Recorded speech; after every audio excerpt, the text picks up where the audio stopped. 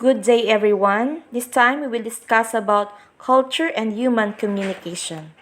Culture consists of the beliefs, ways of behaving, and artifacts of a group. By definition, culture is transmitted through communication and learning rather than through genes. In a sense, culture is the residue of human social communication.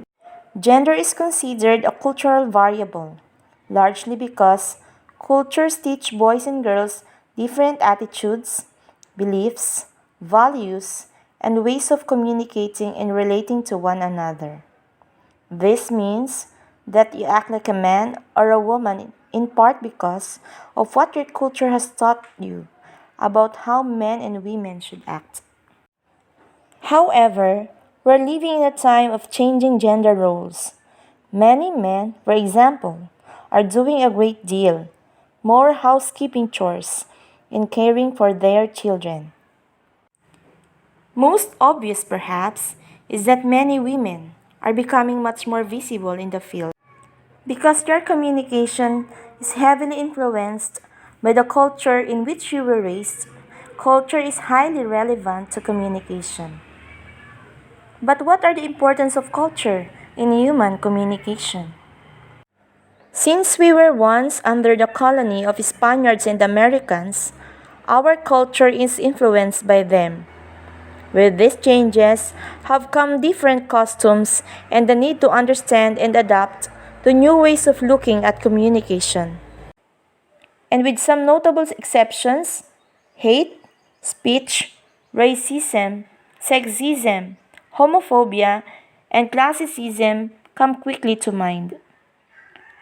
We're more concerned with saying the right thing and ultimately with developing a society in which all cultures can coexist and enrich one another. Next is economic interdependence. Today, most countries are economically dependent on one another.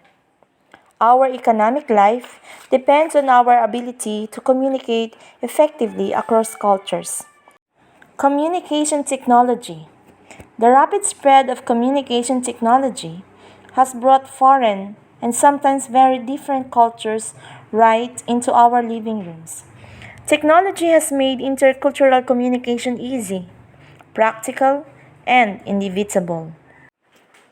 Because of demographic changes, increased sensitivity to cultural differences, economic interdependence, advances in communication technology, it's impossible to communicate effectively without being aware of how culture influences human communication. There are different dimensions of culture: uncertainty, avoidance, masculinity, femininity, power distance, individual collectiveness, and high and low contact. What is the aim of a cultural perspective?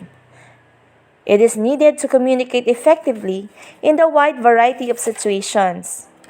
It also allows communicators to distinguish between what is universal or true to all people and what is relative or culturally based. This is according to Matsumoto in 1991. Another is ethnocentrism.